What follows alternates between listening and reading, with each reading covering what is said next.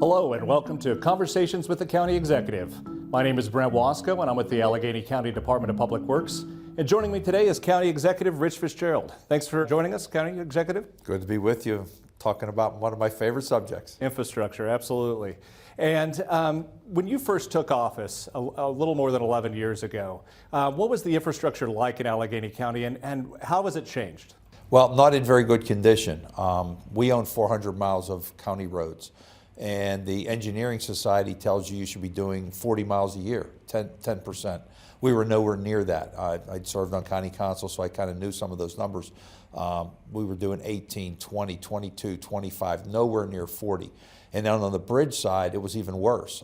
We had almost a quarter of our bridges that were over 8 feet long, like over 70 of our 300 bridges were rated in poor condition. So we had a lot of work to do and a lot of catching up to do. And have we caught up? We've caught up in many ways. On the road side, we have averaged over 40 miles of road over the last 8 years. And that was in large part with, again, a lot of intentionality, buying the type of equipment we needed, milling and paving machines, investing in more personnel, investing in engineers. And then on the bridge side, at the end of last year, we were down there were over 72, I think, poorly rated bridges. We were down to 20. At the end of this year, we'll be with another 5, and then by the end of next year, we'll be down to 2, and even those last 2 are beginning the design phase. So we are catching up in a big way, and that's important so that people know that those county bridges and county roads that they're driving on are safe. It also saves money over the long run for the taxpayer, and it certainly saves money for the drivers on repairs that they might have from hitting potholes and other damages that can be done to their cars. Absolutely, and all of that work, it's not cheap. How have we been able to increase our funding to improve these roads and bridges? Well, we've done a little bit of everything, and by the way, we haven't raised property taxes in that whole time. But one thing that the Act 89, Harrisburg, allowed local counties to do was impose a $5 registration fee, and we have really leveraged that $5 fee with our friends at the SPC, the Southwestern Pennsylvania Commission, with our friends at the federal state government who actually come in with some infrastructure dollars and some road spending dollars through PennDOT. We're leveraging just about every aspect that we can with partnership, with working with our local municipalities, working with the state, working with the feds, and investing in our infrastructure. And I'd be remiss, when we're talking about infrastructure, to not mention the Fern Hollow Bridge. That was a significant event that recently happened. And you know, it wasn't a county bridge, but, you know, it brought a lot of attention to the status of bridges around the area. You know, did the county change its philosophy and how it handled its bridge program? Well, you're absolutely right. I mean, we often don't pay attention to infrastructure until something goes wrong. We don't pay attention to our electrical system until there's a storm and knocks out the power, or you know, whatever it might be. That was a unbelievable event right in the middle of a snowstorm in the winter, in which a bridge collapsed, fell 100 feet into a ravine. Obviously not a county bridge. But what happened right after that is the media attention and the public attention on bridges was significant, was intense. And when they came to look at our, quote unquote, our meaning county bridges, I knew we were doing all the things that we had done for the last decade with Director Shanley and his team. And the media went around. In fact, I went on some of the tours with them. We did the Clemente Bridge, I remember, because that was one of the sister bridges that was due to be done at that point, showing like these things need to be done on a regular basis. And the county got, you know, a lot of kudos at that point because of the work we had been doing over the last decade. Talk a little bit about the sister bridges. Like you said, we toured the Clemente Bridge before the project started. What were your thoughts? What did you see when you were out there? Those bridges weren't rated poor. They were kind of on the line before that. But, you know, those were needed projects. Absolutely. Those 3 bridges, the Rachel Carson Bridge, the Indy Warhol Bridge, and the Roberta Clemente Bridge, have been really over the last 5 years. We would do one, finish it, do the next one, and move on, the Clemente Bridge being the last ones. But when you think about Pittsburgh and the city of bridges, they're like always on the focus. People are always looking at those bridges because obviously you go to a Pirate game or you're going over to the Warhol. Some of the most visited aspects of the whole region are in line with those bridges. The convention center links the Rachel Carson Bridge. So again, it's the focus and the visual of people seeing those bridges is really important. So we obviously want to make sure, in addition to all the tens of thousands of travelers that use those bridges every day coming in and out of downtown Pittsburgh, we knew the importance of those bridges, not only in the safety and the transportation aspect, but the beauty aspect. And we've going to invest even further in doing a lighting project that we had done back in 2016 to 18 with lights on the Carson Bridge, and now we're going to extend that to all 3 bridges and have it permanent. And what impact do you think that will have for the region, positive impact? Well, again, it shows the beauty of what Pittsburgh is, the city of bridges as we are known. And every time the Steelers are on a national game, Monday Night Football or whatever it might be, or there's some other focus on things that are happening in downtown Pittsburgh, which, the downtown area is the cultural mecca of this region. So whether for light up night or whether for first night or whether the 4th of July fireworks activities or whatever it might be, people congregate and focus in downtown Pittsburgh. And again, when there's a national event, a presidential visit or whatever it might be, the camera always pans on those bridges, pans on our rivers and those bridges. And, the fact that we can light them up now and show the beauty of, have it red, white, and blue during the 4th of July, have it different colors during different times of the season, have it green for St. Patrick's Day, et cetera, those kind of things can add to the beauty and vitality of an area that we know is beautiful, and we want to show it off to the rest of the world. And another bridge near downtown, the Philip Murray Bridge, Pittsburghers more the South 10th Street Bridge, but it had a lot of work during your term done as well, including a really innovative approach to handling corrosion. It did. And again, I really credit the fact that, Director Shanley, while he has a lot of aspects of things, he is a civil engineer and focused on bridges. So that's something that, it's important that the Director of Public Works is involved in that. So every bridge has a different characteristics, and to be able to figure out the best way to keep the life expectancy, to keep the useful life of the bridge, keep it maintained, keep it done in a good way so that, the inclement weather that we know we're going to have here in southwestern Pennsylvania are dealt with. And they used a pretty innovative way, an engineering way, to keep those important cables from rusting and becoming deteriorated over time. And you mentioned that the county takes care of a lot of bridges, has to maintain, I believe, 533 bridges. Some probably drivers don't even realize they're going over. Some are like the Homestead Grays that, have a ton of traffic. How do you think that the Public Works Bridge Division is handling its bridge maintenance? I think they're really doing a great job. And they're also, again, not just on the utilitarian of getting across for a bridge from point A to point B, but making sure some of the history and beautification of our bridges matter. I mentioned the sister bridges, the Clemente, Warhol, and Carson Bridge, and the lighting and how important they are. But I look at the Homestead Grays Bridge and the great history. We just celebrated a year or so ago the 100th anniversary of baseball, the Negro Leagues, which were so prominent. We were so prominent here between Homestead and the Pittsburgh Crawfords in Pittsburgh, and renaming the bridge, the Homestead Grays Bridge.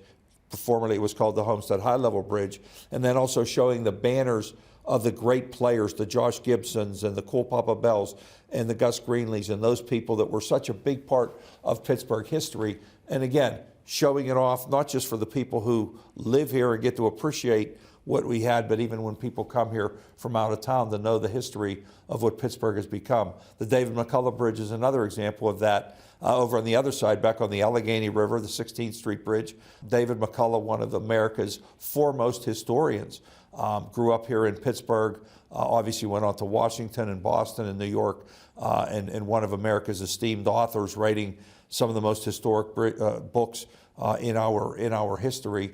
Again, known as America's historian. He's one of ours, and we wanted to showcase him in literature to show what a great Pittsburgh success story he became. Mm-hmm. And the bridges that the county has, there are still some that are rated poor, but it's a lot better than when you took office. It is, and even the ones that are still in that rating, which we're down to a little over a handful, are already either out for bid are being designed, those type of things. So the plan is to get there. And I think that's really something that I'm proudest of. When we came in, it wasn't like, oh my goodness, how are we going to do these 72, 75 bridges? There was a plan, and we figured out a way and then worked the plan. And then, methodically went through the prospect and fixed the bridges and maintained the bridges and improved the bridges. And then there were times, we had to basically blow up and do another bridge. The Dukers Hollow Bridge over in North Braddock comes to mind, and where you really just had to almost start over. And some of the work that has been done with those bridges over time, the Homeville Bridge and the Mansfield Bridge, linking Glassport and Dravosburg, and again, having 130 municipalities with 500 bridges means a lot of work. Absolutely. A lot of connections that people rely on. Yeah, absolutely. And infrastructure doesn't just involve roads and bridges. We also, because of the terrain here and the precipitation here, unfortunately have to deal with landslides. And in 2018 and 19, we had record precipitation. So there were more landslides. How were you able to cooperatively handle that and deal with some of those issues? Yeah, that was a very trying time. We typically can count on 60 to 65 inches of rain here in Allegheny County. Those years, 16, 17, 18, we were over 100 inches. So we had the 1 February, I think we set an all-time record. And not only did we see landslides, but we saw some major catastrophic failures. Route 30 failing over in East Pittsburgh. The road literally collapsed. And again, we needed to come up with a plan. How can we deal with that with the terrain that we have in southwestern Pennsylvania, with hillsides everywhere and roads that are depending on those hillsides to be stable? We really had to come up with a plan. And again, Director Shanley and Chief Brown formed a task force, bringing together utilities, bringing together academia, bringing together civil engineers and others who could bring a level of expertise to not only deal with something after it happens, but maybe even being a little predictive and proactive about being able to do some things ahead of time to maybe prevent some of these landslides that have occurred. And we've made some headway along those lines and made some improvements. And as technology continues to evolve and we continue to plan and invest in these things, we've really minimized the amount of landslides that have knocked over retaining walls and those type of things, and try to improve things. In regards to landslides, do you think we're in a better place now than we were just a few years ago? Well, we've been a little better. I think some of it we've been a little fortunate with. Some of the winters that we've had have not been as severe, but I do think there's some of the proactive planning of pre-infrastructure things that have been improved. And again, that's where the engineers really find the problem, isolate the challenge, and then go forward with doing some things structurally and otherwise to try to mitigate what runoff and waterfall and landslide and water runoff can do to deteriorate and erode some of the support structures that are needed to keep those the hillsides in place. Landslides can be really complex because they often involve private property owners and different road owners and so forth. How important is it to work together with municipalities, the state and federal government when it comes to landslides? It really is, because you're absolutely right. You've got private property, you've got the municipalities that often are the front line of what's going on. We, in essence, and a lot of times, are just kind of support vehicles, if you will. But we also need our friends at the state and the federal government.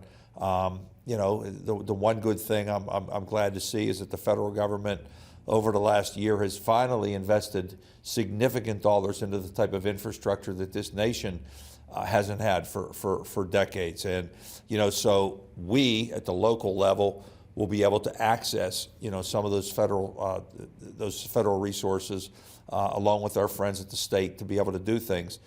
We've been fortunate. We had a governor previously, and this governor now, Governor Shapiro, and before him Governor Wolf, that really understood that infrastructure needed to be invested in and didn't just push it, kick the can down the road. So we've been fortunate to have good partners to work with, and that really is the key. We need our friends in academia, we need our friends at philanthropy, we need our friends in the utility business, whether it comes to developers that are clear cutting trees or whatever it might be. We all need to really work together to make sure we continue to protect the hillsides, the roads, the infrastructure that we sometimes, again, take for granted until something like a Fern Hollow happens.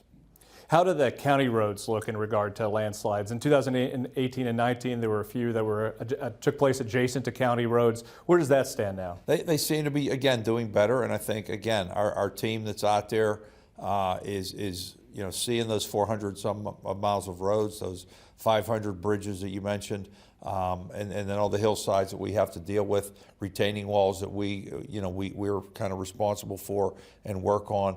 It's really a big part of what we do, and I just proud of the team that they're very proactive and they're working on things, and that we, both at administrative level and council level, have invested in the type of equipment and the type of personnel that can protect our infrastructure and improve the quality of life here for folks in Western Pennsylvania.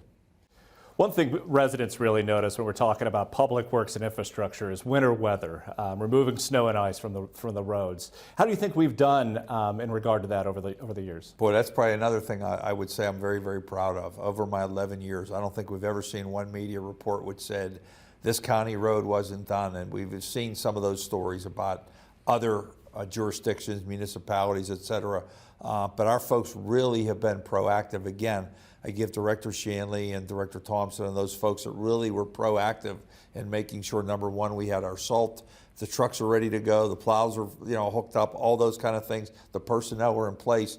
And while we certainly have had a mild winter this winter and then even last winter, we've had a few tough ones during my now my 12th year that were very trying. But our folks were really on top of it and did a great job. And in addition to that, there were so many years in which other municipalities, whether they ran out of salt or whether they needed another truck or whether they were really strapped for the resources they needed for their own municipal roads, we were able to lend a hand and bail a few of them out over the years. I won't mention them right now, but I know they were very thankful during that time that the county, through Manager McCain at the time and the team he put together, would always be there to help our 130 municipalities that are in Allegheny County. Protecting our roads and bridges and maintaining them adequately is obviously really important, but there's also been a large amount of investment in multimodal, not just for cars and buses and everything else, but also for pedestrians and cyclists and so forth to, be able to better commute to work, have more of a network in Allegheny County. Why has there been such an investment and focus on that? Well, it's really been a change in the way people want to move around, the way people want to get to work, with the way they want to recreate, et cetera. It was, again, traditionally it was just about the car, but so many people want to use different ways of getting there. They want to use the scooter, they want to use the bike, they want to walk, they want to jog.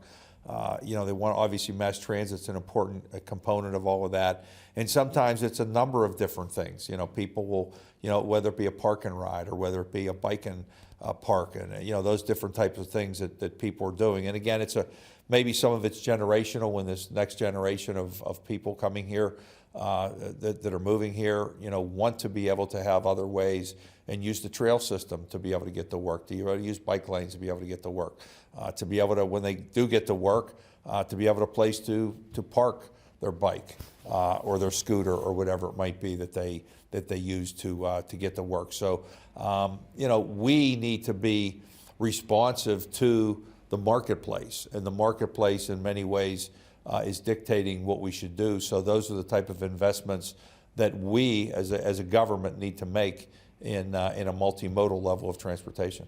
And now we're heading into what a lot of drivers dread, but really important, is construction season. What do drivers have to look forward to this construction season? Well, I think you're going to see, not just for county roads, but for state roads and interstates and municipal roads, there's a lot of construction going on. The infrastructure dollars that I mentioned, the federal government came through with a number of a year or so ago, is going to be invested.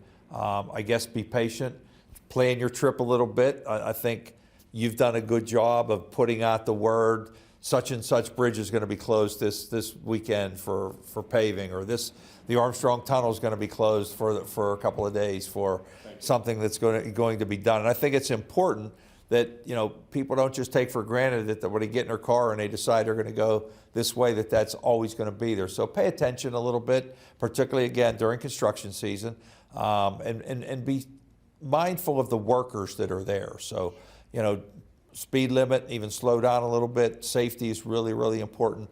But it's, the line I remember seeing years ago was short-term pain for long-term gain. And that's really what it is, a little bit of inconvenience up front. But, now that road's going to be fixed and be useful now for many years to come. One of the big county projects that just started is the Armstrong Tunnel. Why was that project needed? Again, that's a major link from uptown into the south side. And, our great universities from Duquesne to Carlow, all the way up to, Pitt, CMU, Chatham, and that link over to, the arena, the PPG Paints Arena, and into downtown Pittsburgh. So coming across the 10th Street Bridge, that's how you get through. And that tunnel hadn't been done in many, many years, needed a lot of construction work and needed a lot of maintenance. And that happens to be, something that we're dealing with right now. And I'm sure you've already mentioned a lot of these projects, but, with just a few months left in your final term, what are you most proud of infrastructure-wise? And what do you think your legacy that you're leaving in regard to infrastructure? Well, I think some of the things we already talked about, the fact that we've really just kind of caught up on those 400 miles of roads. Again, people may just take that for granted, thinking that was something that's going to happen anyway, but it took a lot of intentionality. We talk about doing it out on roadways, but it's important that our parks are preserved. And think about like some of the paving we've done in parking lots. I think about South Park, the runoff that used to occur and used to do some damage to the fairgrounds and other places there. We've made some improvements. We've done plantings. Thousands and thousands of trees that have been planted over the last few years. Again, intentionally doing some things to not only preserve the beauty of the parks, but help to deal with some of the wildlife and the storm runoff that we've had there. We've invested in a lot of sustainability within the parks. I think of Corrigan Drive now, that there's solar lights all along Corrigan, that two-plus mile stretch from Bronzeville over to Route 88. That people can now use at night because there's lights there. 2 of the county parks are net zero now, becoming net zero this year, where they will actually produce more energy from the solar panels and the wind stacks and the other type of sustainables they'll be able to put energy literally back into the grid instead of us burning fossil fuels to run our parks. So as we continue to make sure that we're investing not just in those beautiful parks themselves, but in our environment more broadly, I think it's an important part of what we want to do. And I think, again, it's something people appreciate. They want to be part of a solution of being able to be part of making our environment cleaner and dealing with climate change and some of the things that affect our day-to-day lives. Absolutely. County Executive, thank you for joining me to talk about infrastructure. And please join us next time for another episode of Conversations with the County Executive.